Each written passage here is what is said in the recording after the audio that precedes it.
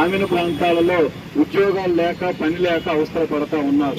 ఎప్పుడైనా బడ్జెట్ అన్నప్పుడు ఆ నిరుద్యోగాన్ని పరిష్కారం చేసి పట్టణాల్లో ఉపాధిని, గ్రామాల్లో పనిని కల్పించాలి.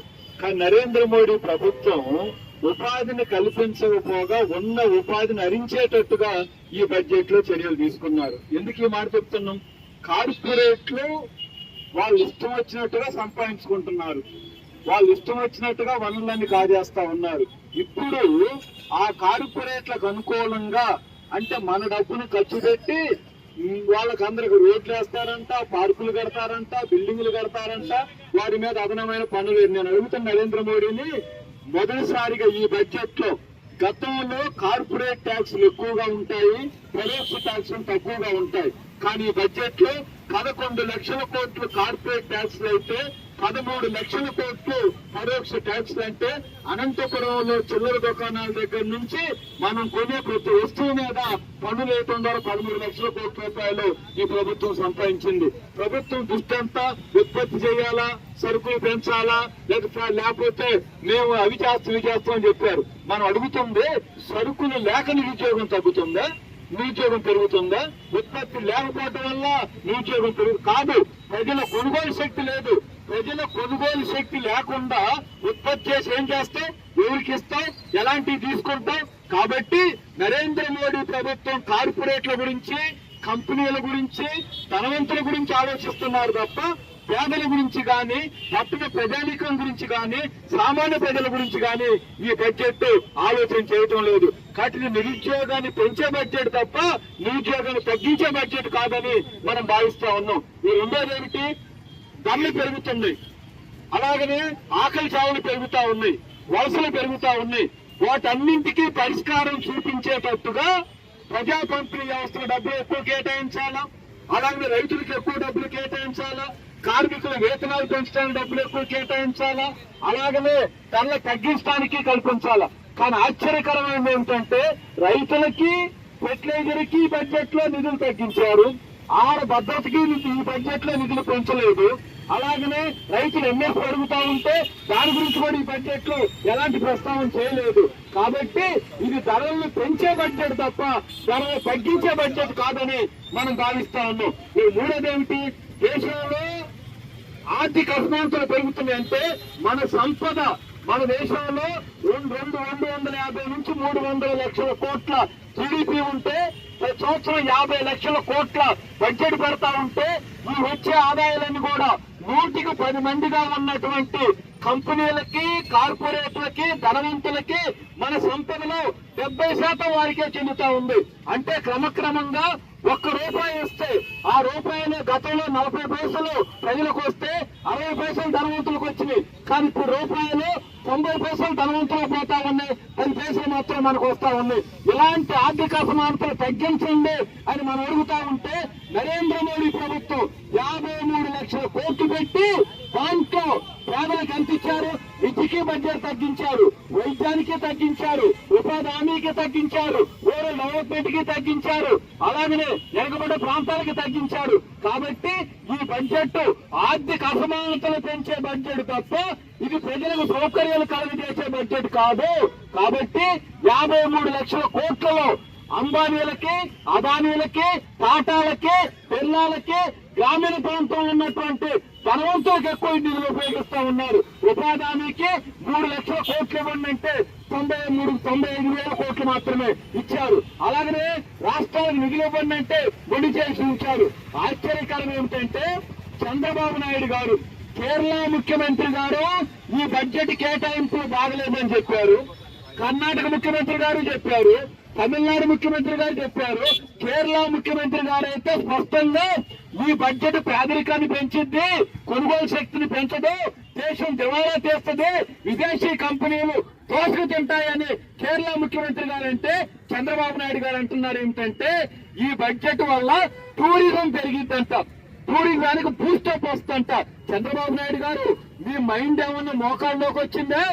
ఆంధ్ర రాష్ట్రానికి బడ్జెట్ ఎంత అన్యాయం చేసింది, ఎంత దుర్మార్గం చేసింది మీ ద్వారా. అలాగే గ్రామీణ ప్రాంతాలలో ఉద్యోగాలు లేక, పని లేక అవసరం పడతా ఉన్నారు. ఎప్పుడైనా బడ్జెట్ అన్నప్పుడు ఆ నిరుద్యోగాన్ని పరిష్కారం చేసి పట్టణాల్లో ఉపాధిని, గ్రామాల్లో పనిని కల్పించాలి. కానీ నరేంద్ర మోడీ ప్రభుత్వం ఉపాధిని కల్పించకపోగా ఉన్న ఉపాధిని హరించేటట్టుగా ఈ బడ్జెట్ లో చర్యలు తీసుకున్నారు. ఎందుకు ఈ మాట చెప్తున్నాం? కార్పొరేట్లు వాళ్ళు ఇష్టం వచ్చినట్టుగా సంపాదించుకుంటున్నారు, వాళ్ళు ఇష్టం వచ్చినట్టుగా వనరులన్నీ కాజేస్తా ఉన్నారు.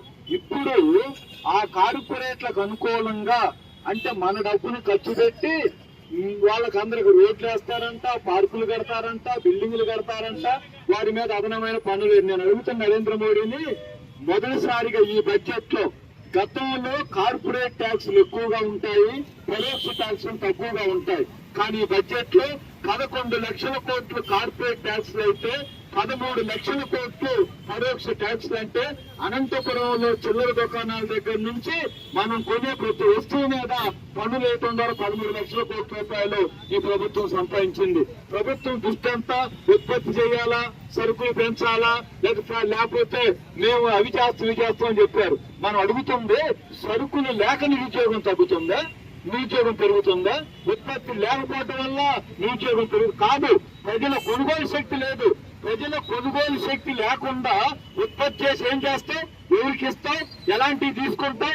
కాబట్టి నరేంద్ర మోడీ ప్రభుత్వం కార్పొరేట్ల గురించి, కంపెనీల గురించి, ధనవంతుల గురించి ఆలోచిస్తున్నారు తప్ప పేదల గురించి కానీ, పట్టణ ప్రజానీకం గురించి కానీ, సామాన్య ప్రజల గురించి కానీ ఈ బడ్జెట్ ఆలోచన చేయటం లేదు.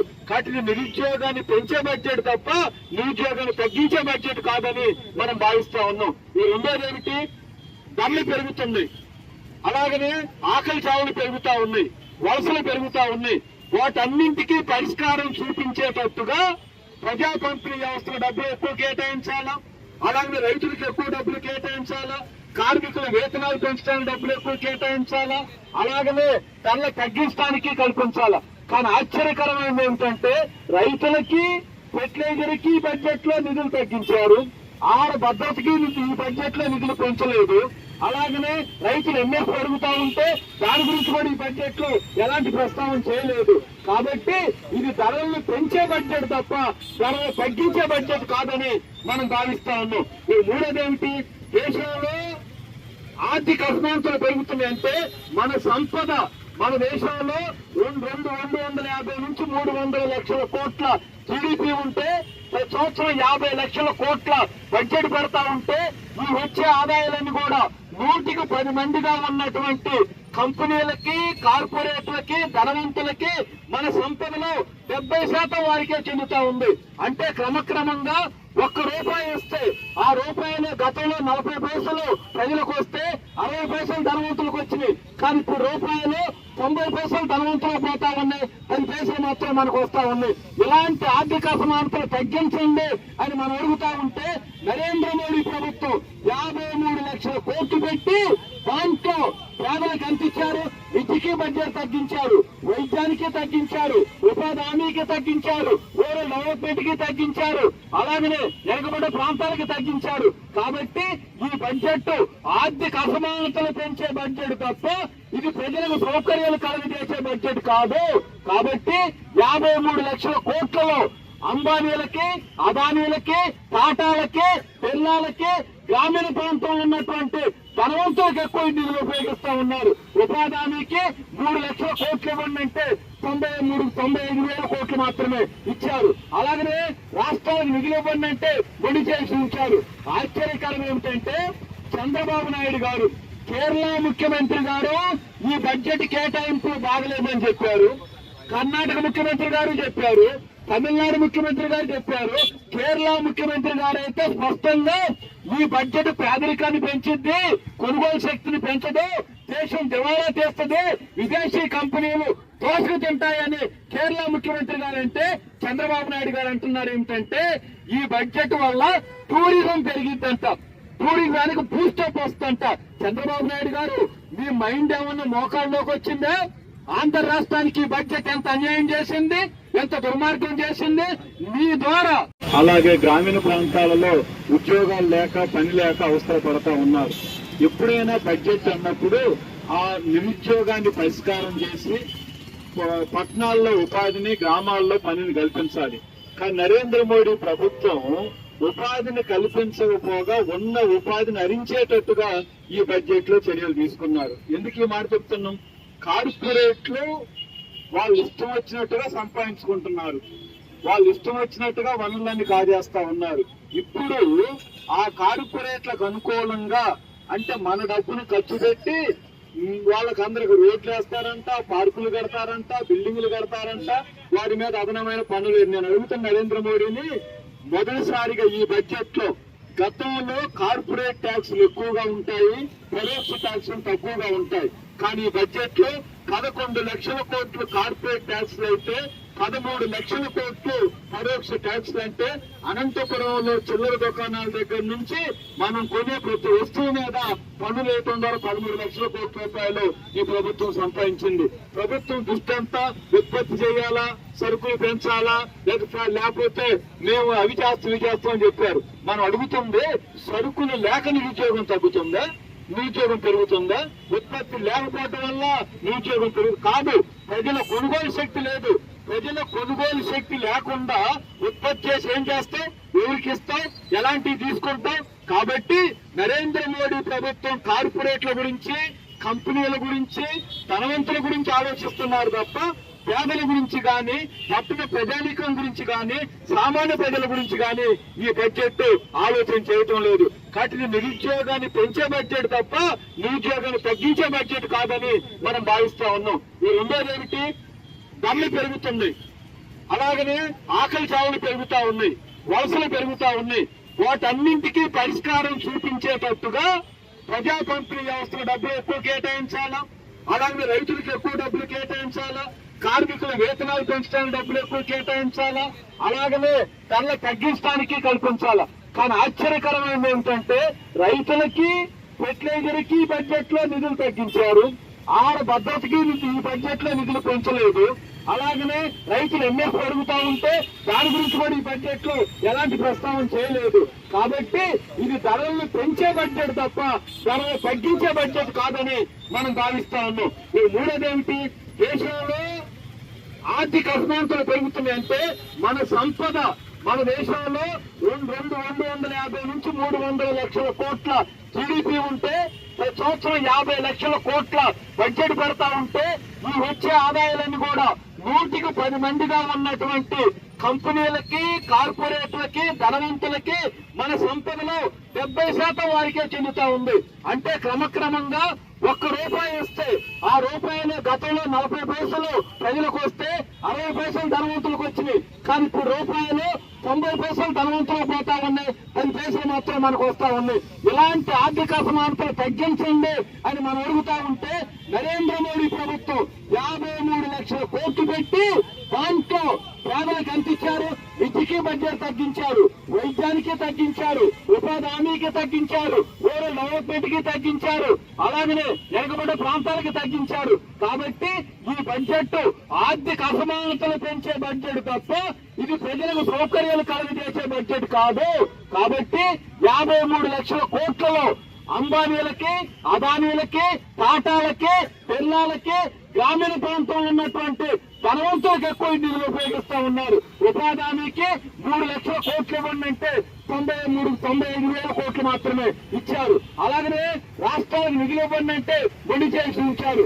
ఆశ్చర్యకరం ఏమిటంటే చంద్రబాబు నాయుడు గారు, కేరళ ముఖ్యమంత్రి గారు ఈ బడ్జెట్ కేటాయింపులు బాగలేదని చెప్పారు, కర్ణాటక ముఖ్యమంత్రి గారు చెప్పారు, తమిళనాడు ముఖ్యమంత్రి గారు చెప్పారు, కేరళ ముఖ్యమంత్రి గారు అయితే స్పష్టంగా ఈ బడ్జెట్ పేదరికాన్ని పెంచింది, కొనుగోలు శక్తిని పెంచదు, దేశం దివాళా తీస్తుంది, విదేశీ కంపెనీలు దోసుకు తింటాయని కేరళ ముఖ్యమంత్రి గారు అంటే చంద్రబాబు నాయుడు గారు అంటున్నారు ఏమిటంటే ఈ బడ్జెట్ వల్ల టూరిజం పెరిగిద్దంట, టూరిజానికి బూస్టప్ వస్తుందంట. చంద్రబాబు నాయుడు గారు మీ మైండ్ ఏమన్నా మోకాల్లోకి వచ్చిందా?